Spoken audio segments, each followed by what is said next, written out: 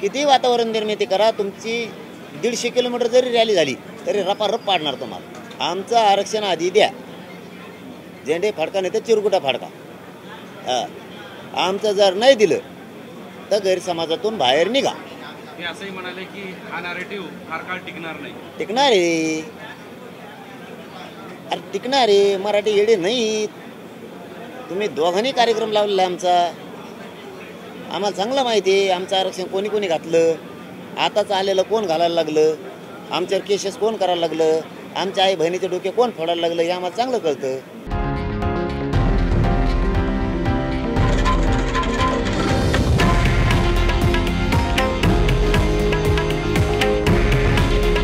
हे आहे देशातील नंबर 1 न्यूज नेटवर्क आणि आपण पाहत आहात TV9 मराठी।